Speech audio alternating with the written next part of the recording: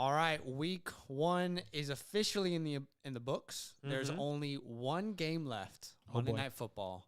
So let's give you straight cash and just trash, recapping everything that happened from the week. So let's get straight to it.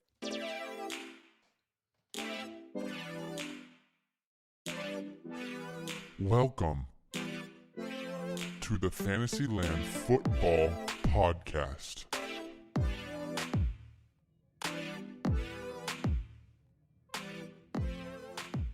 All righty. Come on.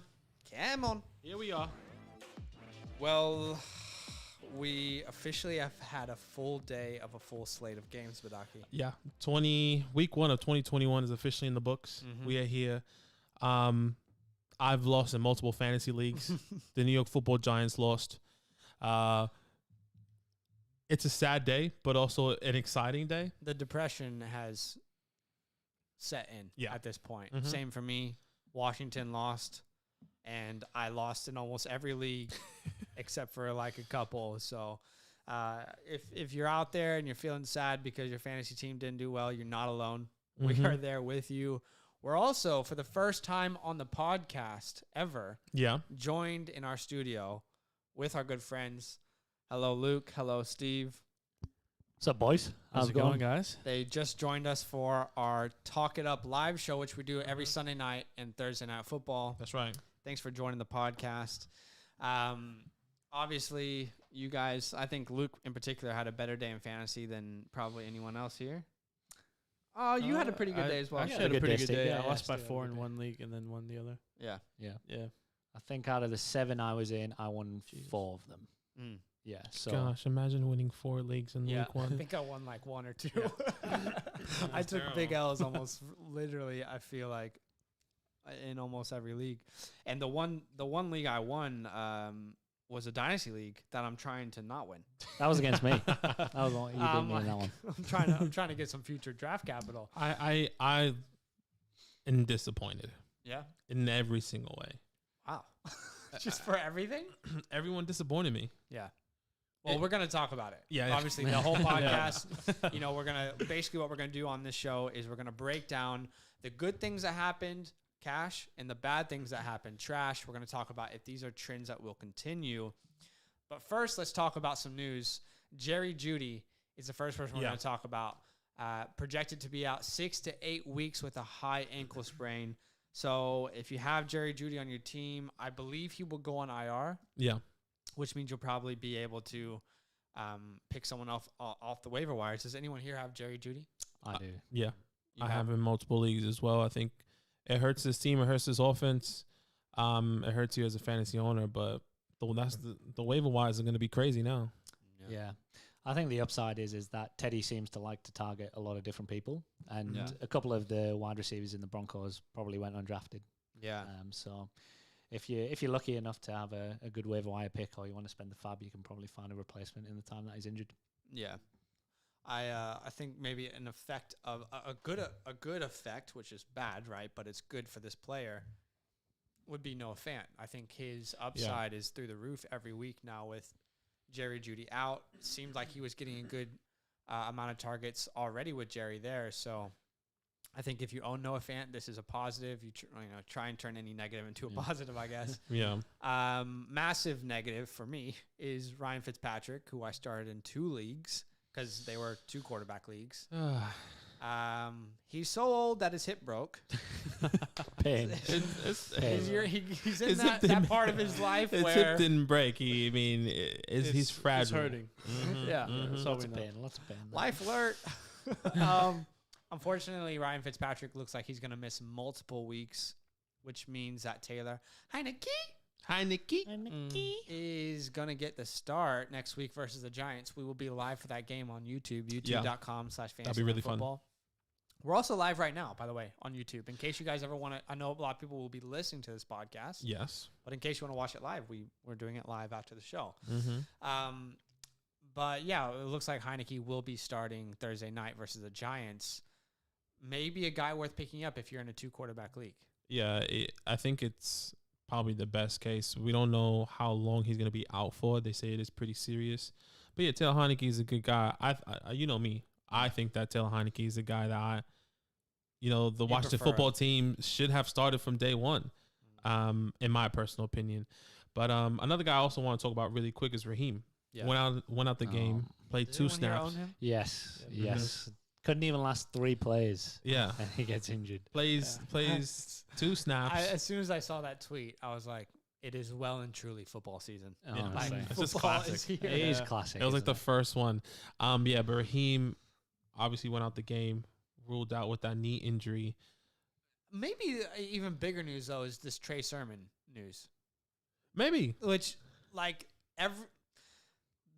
all of San Francisco failed to tell anyone, I'm trying to put the words to it, that Trey Sermon wasn't even 3rd on the depth chart.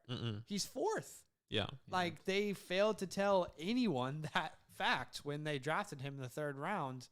Elijah Mitchell, a guy that we both liked better in the scouting process. Yeah. You and I, Badaki, but Looks like he's going to be getting the majority of the targets if Trey Sermon doesn't, kind of come out. And Luke actually brought it to our attention was that report was saying that Trey Sermon or Jermichael Hastings and Elijah Mitchell were more favorable and won over Trey Sermon in training camp. Yeah, it's interesting. I think it's important to note as well, we don't actually know how long Mostert's going to be out. He was still in his gear on the sideline, which was weird. So we'll see. I guess we'll see how banged up he actually is, and then we'll know from there. yeah. Do you have Mostert in any league, Steve? No. Thank God. I didn't want him. What about Trey Sermon? What about him? Do I think he should be getting more Do you snaps? have him in any No, leagues? I don't. Okay, No, right. no. Dodged the Okay. bullet there. Do you guys Well, have Trey? I have Trey in one league. I don't have Trey. I don't feel have like anything with Trey. I feel frustrated. Yeah, that's Like, annoying. I've been bamboozled, as Stephen A would say. Is there any other news we should quickly talk about? No, I mean, that's really it. Look, everything is still kind of up in there. Josh Jacobs questionable. Yeah, Josh Jacobs with questionable. I think that's it. Those are the big noticeable things. Obviously, some offensive guys and offensive line got hurt. Mikhail Beckman believed to suffer the MCL sprain for week 1. During week 1, which is pretty bad for that offense. But other than that, I think that's kind of what we have so far. Obviously, some more news is going to come out throughout the week of people being injured or not kind of being 100% after the week 1. Yeah. Let's get into the first part of this podcast, which is cash. Let's talk about straight cash from this week. Okay, we're going to do 2 parts to this. Straight cash, good things from this week. Just trash, bad things from this week, right? Makes sense. So let's start with the quarterbacks first. Kyler Murray. Badaki, not going to like this one. I want to hear his thoughts I on this don't one. like it. Look, it's Kyler Murray. He did his thing. He kind of went crazy. I think it's pretty typical. 5 total touchdowns, 34+ points. I mean, he was just running around like a little cockroach. I just wanna hit him, touch him, do something. So elusive. Yeah, it's ridiculous. And it was just annoying. Kyler Murray is talented, but it's annoying how he was kind of handling the whole situation. I mean, just being really, really good. No. Running around the really, field. really good old Kyler Murray. Literally, if I ever bring up the name Kyler Murray, Badaki just gets so tilted. Instant tilt. Yeah. Who else was a good performance this week? Obviously, Patrick Mahomes kind of did his thing. You're gonna expect that. Yeah, but I think what's interesting was Jameis Winston. He had less than 200 yards, but five touchdowns. Yeah. Okay, he had 30+ fantasy points, Which isn't sustainable, by the way. yeah, depending on your league, and the scoring points. But yeah, Who do the Saints play next week? Does anyone know? No. That's a good question. that's a great quick look. question. Let me see if I can pull that up. Because let's talk about if you could potentially stream him. We want these podcasts to potentially help you going into your next weeks to see what the right move is for you. So I don't think anyone expected him to do this against Green Bay. We got the Panthers. So they got the Panthers next week. Decent streaming option if you need to stream a quarterback.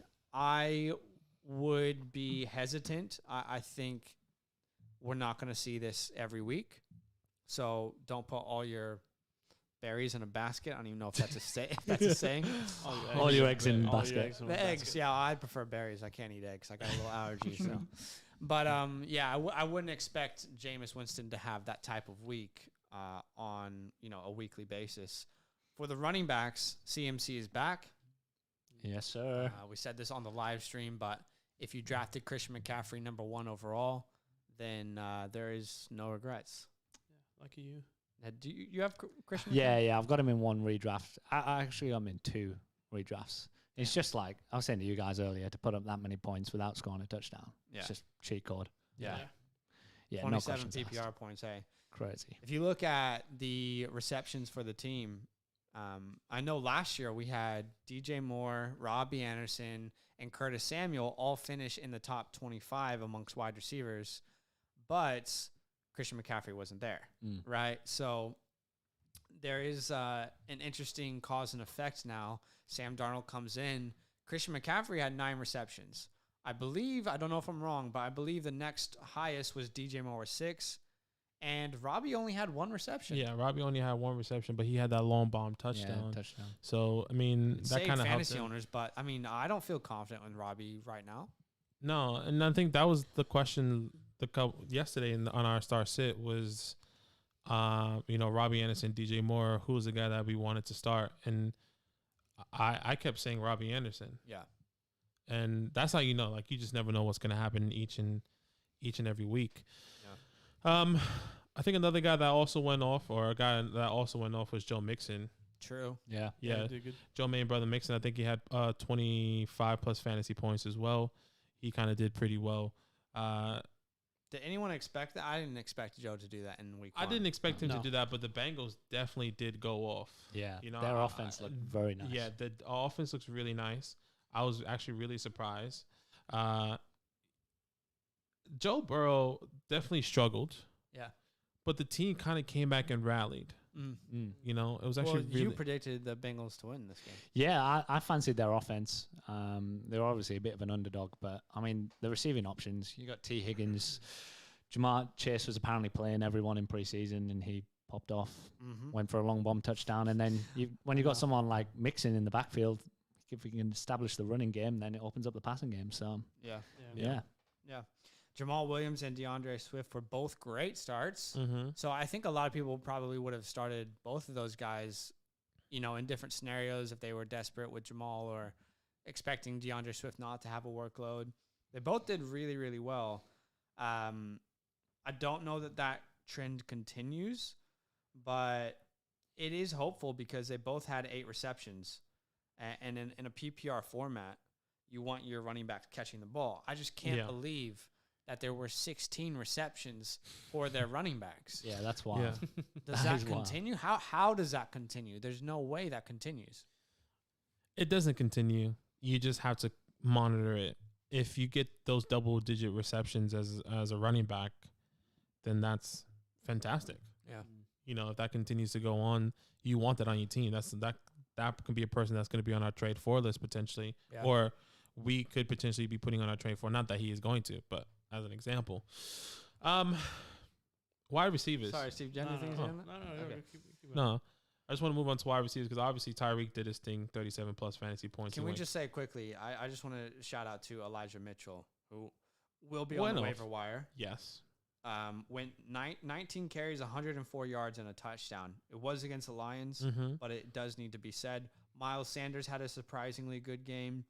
Melvin Gordon had a good game. Yeah. I think even Darrell Henderson had a game that a lot of people were worried about against the Bears. So, we will talk about players who didn't perform that well in a second. But, wide receivers, as you said, Tyreek Hill, amazing game. We expect that. Yeah, I think not that it was a surprise, but this is what we expect him to be when he's healthy, and that's Deebo Samuel. Yeah. He was 9 for 12, 189 yards. He had 31 plus fantasy points. Wow. Yeah. Deebo, if he stays healthy. Yeah. Right? Yeah. That's exciting. Yeah. Hey, right? If Deebo is healthy, that's like, bro. Well, that's been the conversation his whole career, if he can stay healthy. Ever since he came into the league, he was like, oh, man, Deebo could have been so good if he was healthy. A lot of people are going to be wondering what happened to Ayuk. We're going to talk about that in the trash part of this segment. Does anyone here have Deebo, by the way? I do. Yeah. Steve's receivers Deebo popped started? off. He had so many receivers. All my receiving core just popped off. Was he on your bench, though? No, I started. You started Deebo. Yeah. I started because besides Kittle, and who else is there? Yeah. But I feel like he's a deep threat. Yeah. Yeah, And which he proved today. Like, he almost had 2 receptions. We're also, it is important to know we're in a 2 flex spot league, so it makes sense. And that's those yak yards as well. Yeah. Obviously, Adam Thielen as well, 30+ points. Just typical Thielen getting the touchdown. To be fair, just quickly on Thielen, like it was touchdown based, wasn't it? Well, he was 9 for 10 for 92 yards and 2 touchdowns. So the touchdowns did help him, but surprisingly, he did have the targets. Picking back up where he was last year. Yeah, exactly.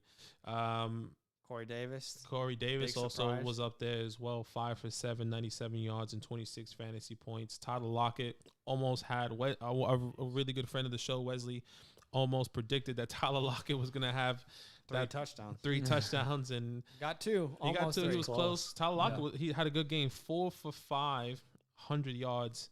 So, I mean, look, it's just typical what these guys are doing. I think it's just more surprise of guys that we weren't expecting to take off, like a Christian Kirk with 24 points. Yeah. You know, I mean, I wasn't expecting Antonio Brown on Thursday night in the opener. I wasn't expecting a Mike Williams as well. He had 22+ points. Guys like that. Jamar Chase even, we weren't expecting him to have a massive game. Yeah. But those are guys that, you know, we were really excited about. Or we were excited about, we're skeptical about coming into. Yeah, and even Sterling Shepard. I mean, I don't think we told anyone to start Sterling Shepard, but he finishes in the top 10 this week? Is that right? So, yeah. In the top 10 in PPR formats. Christian Kirk. So there were some surprises there. I don't expect Sterling Shepard and Christian Kirk to continue this sort of production. Mm-hmm. It's great that they're there. I wouldn't be going out and trading for them or, you know, giving up a bunch of value for these guys. But it is great to see that kind of performance from them. And you know, roles that no one really expected them to have this early on. Yeah. Tight ends, I don't think there's any shock as far as the top 3. Mm-hmm. I think maybe Gronkowski is a shock of the week. Yeah. 100%. I mean, Gronk did good, 8 for 8, 90 yards and 2 touchdowns. One of those touchdowns were supposed to be for Chris Godwin. And he just stepped right in front, and then he kind of stole it. But it's just typical kind of what happened. You know, can I ask everyone, I know Gronk played well, but does anyone feel confident like playing him weekly now? No. That's because Mike Evans also didn't really perform. So many mouths to feed. It's hard because Tom Brady loves Gronk. He does, yeah. Yeah, you loved him last year. It wasn't a guy you wanted to play every week. Yeah, he was slow to start last year. I think OJ Howard's back as well, which is tough. I feel like there's just always going to be that one player who misses out with Tampa Bay, and it's more likely to be Gronk than I feel like one of the wide receivers. It's Russian roulette, isn't it? It's that roulette scenario where it's like, who is the guy this week? That's why we're not people who are saying, go get AB, go trade for AB. Right. It's probably someone we might want to maximize value now on because it's going to be one of these guys every week. Do you guys agree? Yeah, but I think Gronk is probably, I don't know if it's true or not, but I think Gronk is probably Brady's favorite weapon in the end zone. Definitely his best friend. So it's like, he got best friend points. I think if you want to get Gronk, there's no harm because more than likely he's probably going to go to Gronk. Yeah. He's probably on a lot of people's waivers. I was going to say, that's probably to be fair. Yeah. He's going to be on people's waivers. 100%. But another thing is that Gronk probably doesn't even play the whole drive, and then once they get into the red zone, Gronk's in. That's where he's coming in. He's coming in, and then he's going to get the touchdown because he is massive. To be fair, if he didn't have those touchdowns, he still would have been relevant. Just not tied in 1 on the week, but he still had a pretty decent stat line. 8 for 90. 8 for 90. I would take that with my tight end. Yeah. Obviously, those tight ends are surprises. I think are non-surprises. Well, let me rephrase that. The surprises in the tight end position is Juwan Johnson in New Orleans, 17+ points, guys. We weren't expecting a James O'Hennessy in Jacksonville. He had O'Shaughnessy. You're thinking of Hennessy right now. We got to focus on the podcast. Hennessy later. I like Hennessy. I'm accepting a bottle if you want. Juwan Johnson's interesting, but I don't think there were.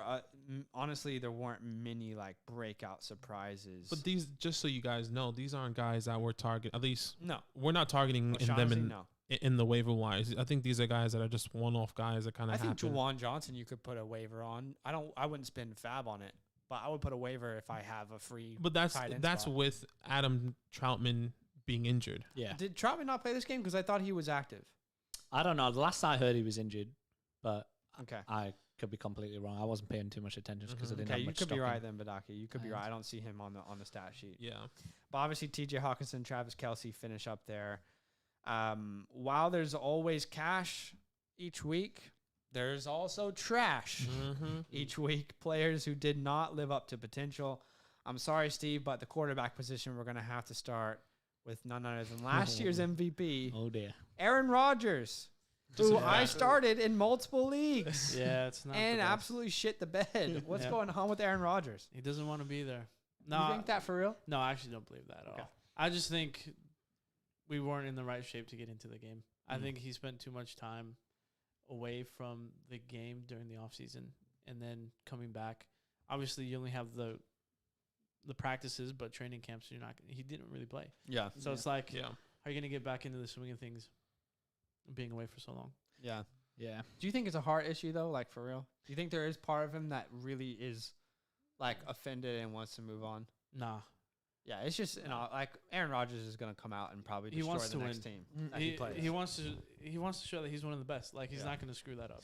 Yeah. I think Ryan Fitzpatrick is on this list if you started him in 2 quarterback leagues, but I don't think anyone started him in a 1 quarterback league. Yeah, I think for me, guys I would like to mention that probably let people down was that they were expecting at least 20 plus points. Was it Justin Herbert or Ryan Tannehill?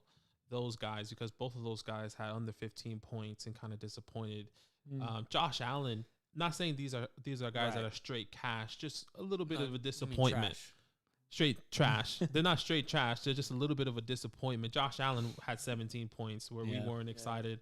And it's like, what's going on here, Just guys like that were, once again, Tyrod Taylor had more points. Yeah, honestly. Tyrod Taylor finished like in the top 10 of quarterbacks. We probably should have highlighted him a little bit more on the cash part. Yeah, I mean, that's crazy. That's interesting. But those are the guys in the quarterback room that has just... To be fair, Herbert played pretty well. I just don't think the fantasy points showed it, unfortunately, today for him. His stat line was decent. He had over 300 yards. It's just, Eckler ran one in and... Yeah, he had a good game if you watched the game. He just not. So Troutman did play, by the way. We just got a confirmation over there in the live stream chat. He did play 3 receptions, 18 yards. So Juwan Johnson, again, it's a guy I think you could put a waiver on and just if you have a tight end on your bench already that didn't work out. Yeah, you never know what could happen. Yeah, and just to close that off, I mean, Jameis Winston loves to target the tight end. Like all his tight ends have been fantasy relevant. Yeah. And Juwan Johnson coming out of nowhere. I mean, that's interesting. He's produced top 5 tight ends. Absolutely. Before. So the running back position. A lot of people. A lot of disappointment. There's a lot of trash performances. Oh, dear. Where do we want to start here, though? I want to start with Saquon Barkley, personally. Yeah, just because I'm a Giants fan, you want to Because you're a Giants fan, because I told everyone not to play him. No, like, it sucks that this happens when you start him. There were conflicting reports. One report would say there's no restrictions. He's full go. Then Ian Rappaport tweets out he's going to be on a snap count. Right. And I think anytime there's conflicting reports, you have to be cautious with that. I saw a lot of Saquon owners doing victory laps that he was going to start. And I was like, come on, guys, like, calm down. Probably not going to be the full workload. Unfortunately, that was the case. I'm not even doing a victory lap because I hate injuries impacting anything. Right. But is it the Broncos defense that had a bigger impact here or his workload? Because he only got 10 carries. I think it was both. The defense, stopped the run a lot significantly. And then, the workload wasn't enough. 10 carries. There was a point when he was in the end zone and he, the Broncos defense just stopped him, stuffed the box, and he couldn't do anything. Maybe that's also a sign of the offensive line. But yeah, Saquon didn't really do too well. 10 carries, 26 yards for 3 points. I mean, hopefully next week is better with the Washington football team, but technically your defense is better. Technically your defense is better, but Is anyone feeling like they could trade for Saquon right now? Because I'm personally not in a place where I actually want to trade for him right now. I don't know that the workload's going to be different next week. I think, I'm not trading for Saquon right now.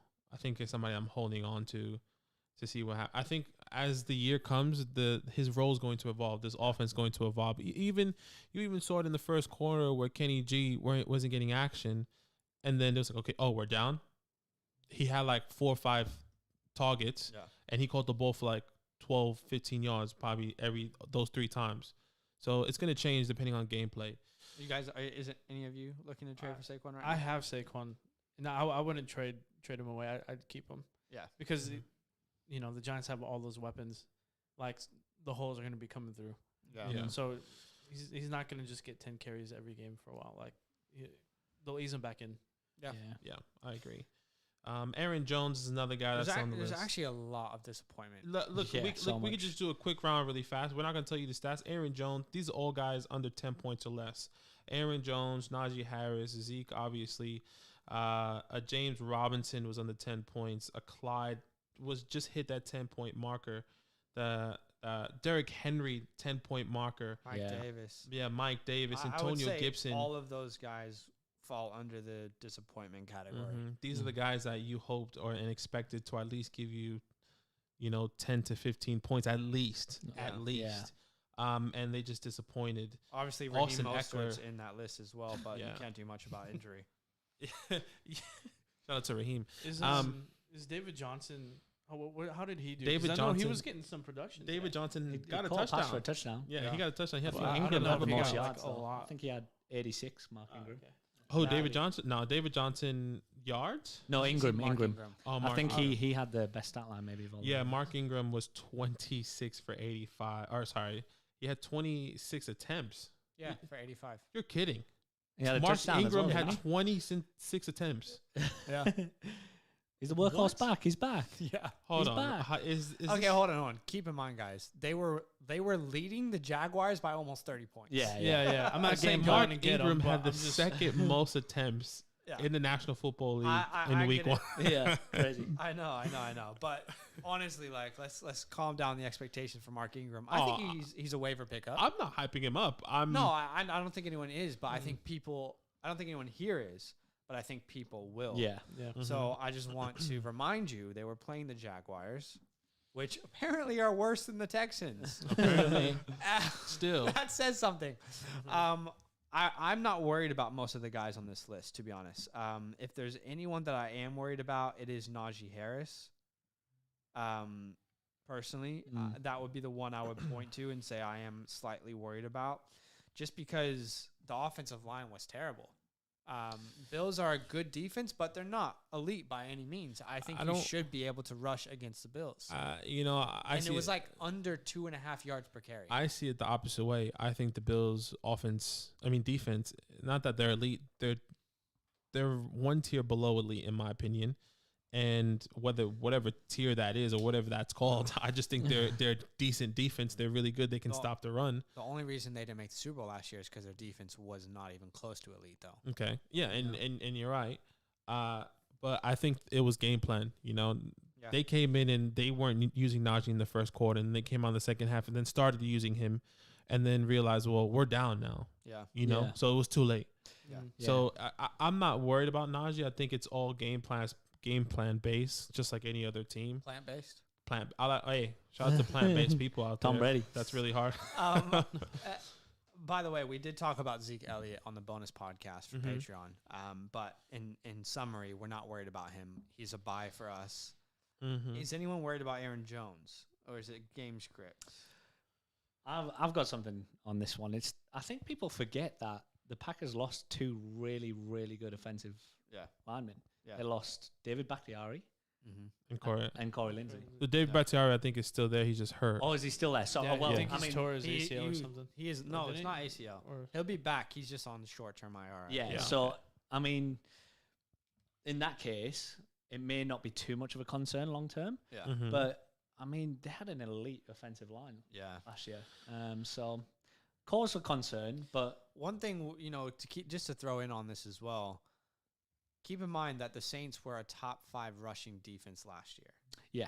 And, during this game, the Saints were dominating And game scripted out. The game script was pretty key. As a Packers fan, are you worried about Aaron Jones? No, because we didn't look like the team that we always play like. So, like, Aaron wasn't making the easy throws. We didn't have gaps for Aaron to run through. Like, there was literally nothing that we could do. Yeah. Tasty matchup next week as well against Detroit. So. Oh, my God. Detroit. Yeah. So I feel so bad. Didn't get nothing 3 on them last year? I got feel 3 so touchdowns, bad I'm pretty sure. for any Detroit Lions player right now. Just you do not want to face Aaron Rodgers after that week. Yeah. No. That's But I still think our line is pretty good, even with those missing pieces. Well, they're pretty high on the center that replaced Lindsley, but I don't know. He's not Lindsley, obviously. Oh, yeah. No, they were just 100%. All out of whack. Like, Rodgers throwing 2 picks, and they were, like, bad picks as well. Yeah. They weren't, like, tipped and then received, didn't, like, catch it properly or whatever. They were bad picks. So yeah, agreed. All right, should we move on to the wide receivers here? Yeah. Is there any other running back anyone wants to discuss? No. There was a lot, like, to be clear, when you're listening to this, there's a lot of shit performances this week. Yeah. I think the cause we're concerned with, if you're a Najee Harris owner, is just the draft capital. Yeah. Like, you drafted him generally back end of the first, beginning of the second. Yeah. So would be the only reason I think you need to be really concerned. I think he's a rookie. He needs to get acclimated still. I think he might be all right, but that's the only reason I'd be a little bit concerned. Yeah. Jonathan Taylor? Yeah, Jonathan Taylor. I think he did pretty. He did pretty well. Yeah, I don't think he blew people away, but I'm more impressed with his receptions. 60 yards through the air on 6 receptions. Yeah. So that's something we didn't see a ton from him last year. Maybe more towards the end of the year, but I'm actually pretty hopeful on JT. He actually got. Yeah, he did. He got 23 total touches in that game. So even Hines had a nice stat line for receptions as well. Yeah. So. Yeah. And Wentz doesn't look terrible. They just weren't going to beat the Seahawks. Yeah. Well, you agree? Yeah, I agree. I guess wide receivers, once again, is just another kind of group that kind of falls into a category. And it's not necessarily people that, we were expecting to kind of go crazy, but guys that, you drafted, maybe a Tyler Boyd, a Michael Pittman, a Mike Evans, obviously on. I have one that opening stands out to me. Go for it. And it's Julio Jones. Okay. I thought this was a good matchup. And this is one of those things where you look at what happened last year and kind of utilize that towards week 1. Like when you listen to podcasts and people say, well, last year, this team gave up the most points to this position or 5th most or whatever. That's great. That's all we have to go off right now. But this is why those don't always work. They work 50% of the time, 100% of the time. Right? But Julio Jones, the connection didn't look good. He looked off. I believe he had 3 catches for 29 yards, 6 targets in a game when they needed to throw the ball a lot. Yeah. They couldn't. Only 6 targets. Yeah. And it is concerning for me, at least. I'm concerned about the Titans team as a whole. I think, I don't want to say there's too much hype around the team, but I think it's like a shut up and prove it at this point. Yeah. There's 100% too much hype in my opinion, I feel like. Do you remember when Corey Davis left, Adam Humphries left, and a lot of people were out there, they were panicking on the Titans because their defense didn't get any better. And really the thing that turned it around, or like people's opinion on the Titans, was the Julio signing. Yep. But if this is what we have to go off, then they're in trouble. Like I think that's why, if we go back to the Julio Jones or AJ Brown scenario, Julio is even AJ Brown. Like if you actually sit there and watch the game, Julio was only on the outside. AJ Brown now has a freedom to move wherever he wants to go. What was AJ's stat line? Because he didn't have an impressive game either. He didn't have an amazing game, but he didn't kill you. Yeah, he didn't kill you. He didn't kill you. You did get the touchdown, right? So I will say they didn't have a run at all today. So it's like true. Their whole identity was. They're not going to be like Tannehill is not going to be throwing and making all these receptions because they're not able to run. So it's like So AJ Brown was 4 for 8, or 4 for 49. 4 for 49. But so he was 4 out of 8 targets for 49 yards and a touchdown. I mean, that touchdown's not there. That's not a good day. It's not. Yeah, it's not a good day. But I think what keeps me sleeping at night is those 8 targets. I'm okay with that coming. Yeah. You lose sleep because of without the targets? Yeah, oh no, he got less than 8 targets. Like, where were the targets? I mean, how many targets did Julio have? I need to look that up. 6. He had 6 targets. Yeah, I mean, it's not that much difference. Yeah. But still, Julio was going against the elite guys. Julio was kind of getting double teamed more than AJ Brown. The chemistry was already there with AJ Brown rather than Julio Jones. So I'm a little bit more secure, feel more comfortable having AJ Brown than Julio at the moment. He still needs to get acclimated. Maybe later on in the year, somebody that you can trade for in the second half of the season, knowing that he's had a couple games under his belt with Ryan Tannehill. Yeah, I get that. I think another name that comes up instantly would be Brandon Ayuk. A lot of people would have started him with relative confidence against the Detroit Lions. Unfortunately, I think this hamstring injury that he's been dealing with was a bigger deal than they let on. Yeah. The way I see this is an example of a team not releasing information to help their matchup against the team they're playing against, which absolutely sucks in fantasy. But these coaches don't give a shit about your fantasy team. Yeah. Mm-hmm. They don't care at all. That's why we didn't know anything about Trey Sermon. That's why we didn't know anything about Brandon Ayuk. It's unfortunate, but you probably, is it a stretch to say that most people would prefer to have Brandon or Deebo Samuel over Brandon Ayuk right now in a redraft league? No. I would prefer Deebo. Did you guys feel the same way? I picked Deebo over him. I think I have a chance to pick Ayuk, but I don't believe that you should completely fade Ayuk. No, Don't get crazy about Brandon Ayuk and saying, Deebo kind of went off, this and that. I agree. I think Ayuk is going to come back. The opportunity was there. They knew they weren't going to use him. Yeah. So that's my thought process when it comes down to Deebo. The other piece of the puzzle with that is we don't know what they look like with Trey Lance under center as well. So it could come in and he might favor Ayuk. So there's a lot still to be figured out there. Yeah. Names that disappointed that you might have started include Marquez Callaway, Cortland Sutton, Michael Pittman Jr. You're right. There's a lot. Obviously Mike Evans from Thursday Night Football, Tyler Boyd, Mooney. You probably didn't start him, but Allen Robinson wasn't amazing, but you got 9 points from him in PPR leagues. Calvin Ridley, Terry McLaurin, both just hit 10 points in PPR, but it's not a sexy performance. I think Calvin Ridley, more in particular, to me, was the biggest disappointment out of all those guys I listed. Yeah. And the Falcons' offense in general, which we're going to talk about. But which is hard because...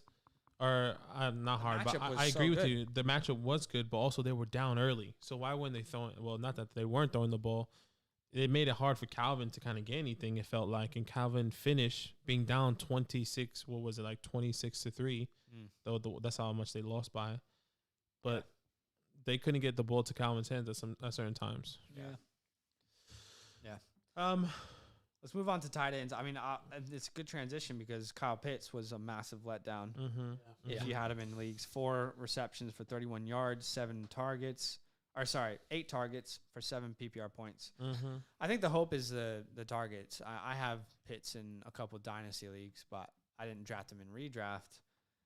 This is not the way people thought Pitts' career would start. Yeah, it's unfortunate, but. I wasn't a massive, hop on the Kyle Pitts train, to be honest. I was always fading him because the thing's going to take some time. That's true. Just kind of like you said, let the guy get acclimated to the NFL. I don't think he's going to be coming in and being top 5 tight end. But, this is only week 1, so it's a little bit different. I feel comfortable with Pitts still as my tight end. I think there's enough target volume there. Yeah. I know you have Kyle Pitts. Yeah. Do you feel comfortable with him as your tight end? Yeah, 100%. Yeah. Because, obviously you got the other 2 receivers. Yeah. He's going to be open quite a bit. And, that's the one piece that they're missing, I think, in their offense. Yeah.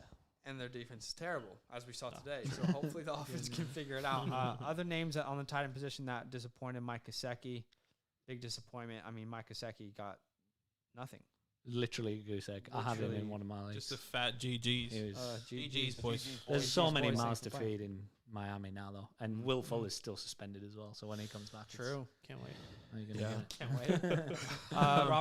Bobby Tunyon, less than 3 points there.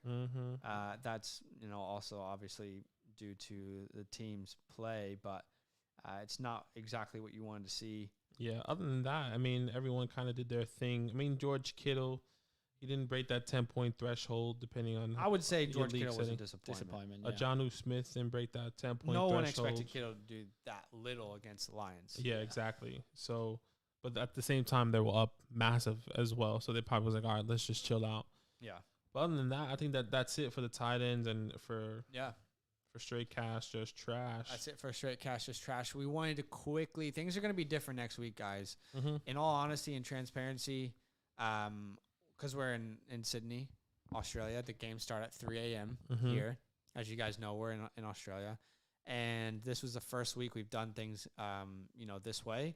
And we are exhausted, just being honest with you. I'm tired. 30 minutes of sleep in the past, couple days. So we will be doing waiver wires differently next week and making it its own separate video. But we just wanted to throw that in there right now for you guys so you have that information readily available for you. So is there any waivers that come to mind? I think we did talk about Mark Ingram. Yeah, Mark Ingram, Jermichael Hastings, or Elijah Mitchell. Those are the top. You always say Hastings. Hasty. I think that's because of Ben. Probably. Shout out to Ben. Those are the guys that come to mind really fast. Taylor Heineke, if you're in a 2-quarterback league, just in case. In a running back perspective, we said that. I think wide. Can I ask though, is Elijah Mitchell like maybe one of the best waiver wire pickups this week? Is anyone? It's hard because of Trey Sermon. We don't know. Yeah, well, it feels like It feels like it, but like, how much fab are you spending? I'm not spending no more than I would spend 10 to 15. Oh no, I'm not doing that. I would spend $30 on Elijah Mitchell. I mean, it's hard. I'm not doing that. For me, I can't. Well, that in our league because we have $200 fab, so that would be less than 15%. Yeah, it depends. And then also, like, what happens if Raheem's back and he just only had that one game, and then you just wasted 30 fab for nothing. We've asked a lot of what ifs about Raheem. Yeah. The boy's made of glass. Yeah. He'll go down again. He's going to go down. There's no guarantee. There's guarantee. Mark it down. With Jerry Jeudy going down. Yes. KJ Hamler's possibly worth an ad. I would say maybe Tim Patrick is a guy a lot of people have just completely forgotten about. I don't think he had an amazing game by any means. Not really many people outside of Noah Fant receiving wise had an amazing game there. Yeah, I think he had a decent stat line compared to the rest of the receivers. I'm not sure about Noah Fant, but he definitely scored a touchdown, and I think he had, I want to say 5 receptions, maybe. Yeah, I'm not sure. Yeah. I think another guy for a quarterback. So I would say, sorry, just quickly, because we want to make sure we give people the right thought process here. On KJ Hamler, Tim Patrick, you have to choose one. I think Tim Patrick feels like the guy to go for, right? I will go Tim Patrick. He's more proven. Yeah, he's a deep ball threat as well. Teddy likes to throw the ball deep. I think, why not? Well, why not take KJ a chance? is a deep ball threat, but Hamler or Tim Patrick is maybe able to do more as a wide receiver. So his stat line was he had just short of 14 points, so 13.9 points. He had 6 targets, 4 receptions, 1 receiving touchdown, 40 yards. Yeah. So it's not terrible. Teddy seems to like to target anyone and everyone in that offense, though. Yeah. I think just to also add on to that, another waiver wire guy is actually Teddy, in my opinion. If not Matthew, who's but he playing next week? The Broncos.